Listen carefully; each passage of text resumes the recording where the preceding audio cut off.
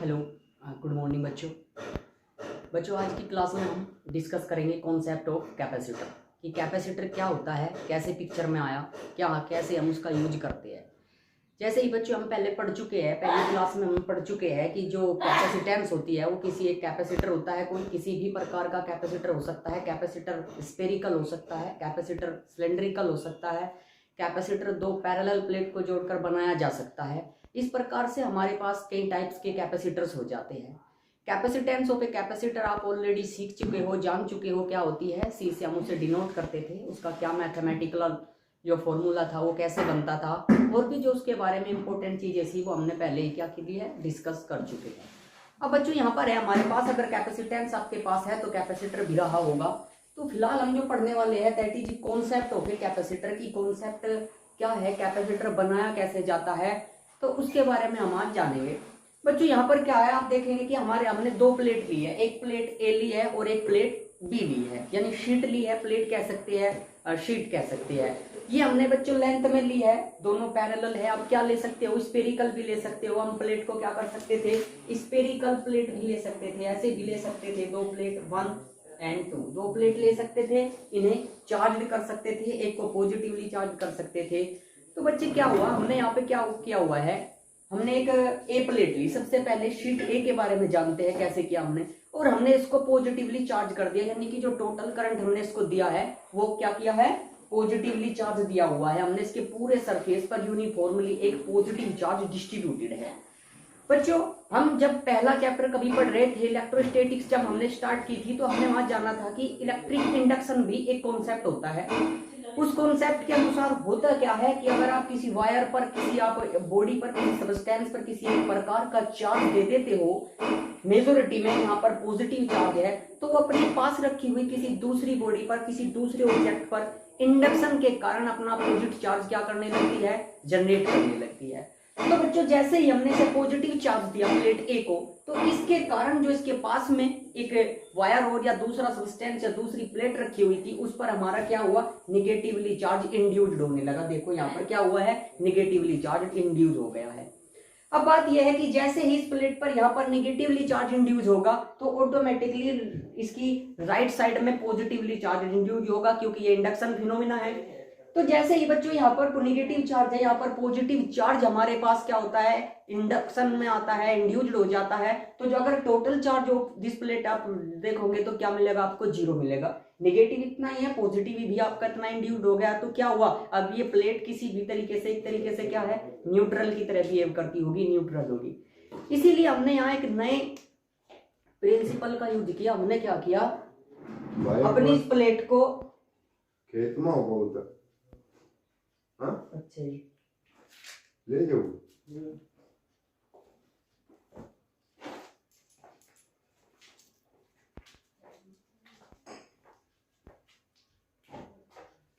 तो बच्चों हमने क्या किया, जो हमारी पॉजिटिव प्लेट है, जो पॉजिटिव चार्ज हमारा यहाँ पर इंड्यूस हुआ है, अगर हम इसे अर्थिंग कर देते हैं, यानी कि हम इसे अर्थिंग कर देते हैं, अर्थ से जोड़ देते हैं किसी वायर के कारण, किसी वायर के थ्रू, हमने इसे क्या कर दिया बच्चों, अर्थ से अटैच कर दिया। ये यहाँ पर देखो हमने क्या बना लिया है, अर्थिंग बना लिया, और इस प्लेट को क्या कर दिया हमने, अर्थिंग कर दिया।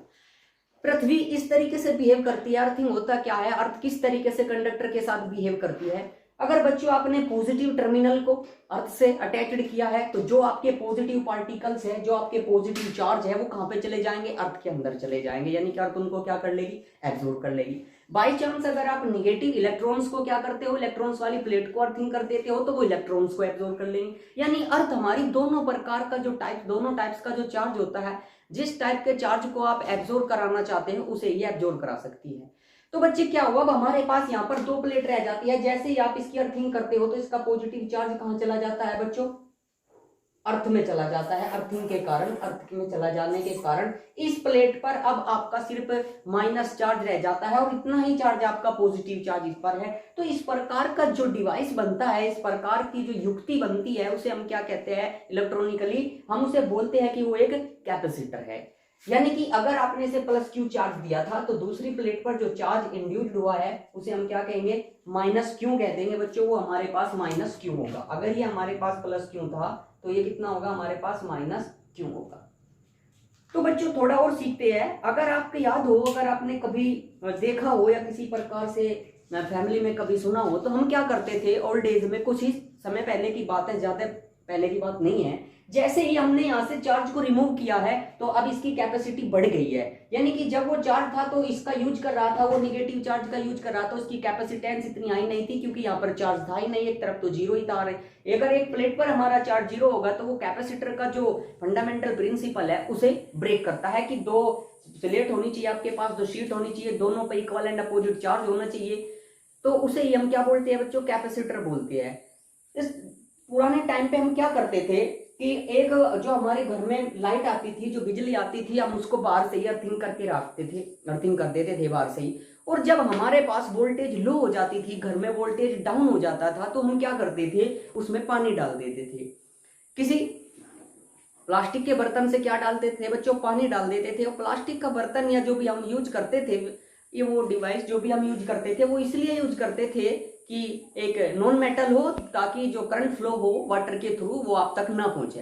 तो उसके कारण क्या होता था बच्चों, अर्थिंग की, यहाँ पर क्या होने के बाद, वाटर डालने के बाद अर्थिंग की जो एब्जॉर्ब करने की, जो प्लेट पर, आउटर प्लेट पर जो आपका चार्ज, एक्स्ट्रा चार्ज आया हुआ था, जो उसको फिनोमिनन को कंडक्शन करने से रोक रहा था, वो उसे क्या कर लेती थी, एब्जॉर्ब कर लेती थी। और उसके कारण हमारे पास क्या हो जाता था, हमारा जो वोल्टेज है वो इंक्रीज हो जाता था। क्योंकि अगर आप यहाँ से पॉजिटिव चार्ज को रिमूव करोगे, प्लेट पर निगेटिवली चार्ज स्ट्रॉन्ग होगा और इधर इतना ही पॉजिटिव चार्ज होगा, तो वो क्या करेगा बच्चों, पोटेंशियल को इंक्रीज कर देगा। यानी कि आपके पास अगर चार्ज इंक्रीज होता है, आप पहले भी फिनोमिना पढ़ चुके हैं कि कॉन्सेप्ट किस तरीके से बिहेव करता है। अगर आपके पास क्यू है तो क्यू डायरेक्टली प्रोपोर्शनल होता है किसके, वी के। अगर आप अपनी प्लेट पर क्यू को इंक्रीज कर लेते हैं, क्यू आपका इंक्रीज हो जाता है, तो जो आप में पोटेंशियल है हमारे पास, वो पोटेंशियल भी हमारा क्या होने लगता है, इंक्रीज होने लगता है। अगर आपका पोटेंशियल इंक्रीज होता है तो that is Q is equal to, आपके पास एक फॉर्मूला होता है CV।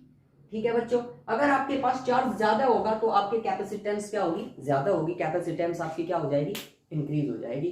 तो बच्चों जो ये कॉन्सेप्ट है हमारा, ये कॉन्सेप्ट कहलाता है हमारा कॉन्सेप्ट ऑफ कैपेसिटर। यानी कि यहां से हमने क्या किया है, कैपेसिटर को लिया है।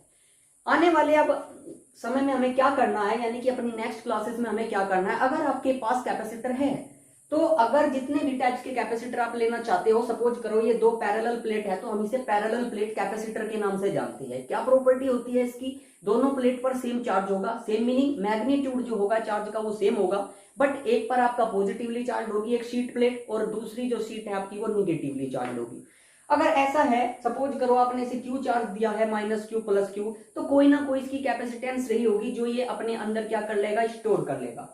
अगर बच्चों यहीं से स्टार्ट करते हैं, अगर हमारे पास क्या है, सपोज करो आपके पास ये d डिस्टेंस पर रखा हुआ है, जो कि हम नेक्स्ट लेक्चर में, नेक्स्ट क्लास में जानेंगे कि कैसे हमने आगे बढ़ाया। लेकिन फिर भी मैं एक आइडिया आपको दे रहा हूं कि हमें करना क्या होता है। दो पैरेलल प्लेट है, उनके बीच की एक डिस्टेंस होती है d। अगर d डिस्टेंस पर दो पैरेलल प्लेट चार्ज q के साथ रखी हुई है, तो आपको उसकी कैपेसिटेंस फाइंड आउट करनी है कि कैपेसिटेंस कितनी होगी। यहाँ पर भी 3 केस बनते हैं। पहला, आप वैक्यूम में उसकी कैपेसिटेंस निकाल सकते हैं कि अगर उसके मीडियम में जो आपका ये फ्री स्पेस आपको दिख रहा है, अगर इस मीडियम में फ्री स्पेस है, यानी कि कोई भी किसी भी प्रकार का इस फ्री स्पेस में डाइलेक्ट्रिक कांस्टेंट, डाइलेक्ट्रिक मटेरियल आपने नहीं रखा है, तब इसकी कैपेसिटेंस आपको फाइंड आउट करनी होती है। अदरवाइज अगर आप इसमें कोई स्लैब, डाइलेक्ट्रिक स्लैब रख देते हो, तब उसकी जो आपकी कैपेसिटेंस है उस पर क्या इफेक्ट पड़ेगा, वो कैपेसिटेंस घट जाएगी या बढ़ जाएगी, या कितनी हो जाएगी, उसके लिए मैथमेटिकल रिलेशन आपको फाइंड आउट करना होता है और उसका तर्क देना होता है फिजिक्स के अकॉर्डिंग कि हाँ, अगर आप डाइलेक्ट्रिक स्लैब रखते हो तो वो उसके चार्ज को इफेक्ट करता है, अगर चार्ज आपका इफेक्टेड होता है तो आपकी कैपेसिटेंस में भी फर्क पड़ता है। तीसरी बात यह है बच्चों, जो आपने डाइलेक्ट्रिक स्लैब इसमें रखी है, तो इंडक्शन के कारण, अगर आपकी इस प्लेट पर पॉजिटिव चार्ज है, तो इंडक्शन के कारण जो आपने डाइलेक्ट्रिक स्लैब रखी है उसकी प्लेटों पर, यानी उस पर कितना चार्ज आपका इंड्यूस्ड होगा, वो चार्ज भी आपको क्या करना होता है, फाइंड आउट करना होता है। इसी प्रकार से, यानी कि हमारे नेक्स्ट लेक्चर के लिए आपको प्रिपेयर किया है कि हमारे पास 3 भी ऐसी एप्लीकेशंस है कैपेसिटर की, जिसमें आपको निकालना है capacitance of A parallel plate capacitor when in free space, when a dielectric constant, dielectric material is filled within the medium। यहाँ पर आपका मैं जो आपका ये स्पेस दिख रहा है आपको, इसमें आपने रख दिया है। तो बच्चों आज के लिए थैंक यू सो मच आपके लिए।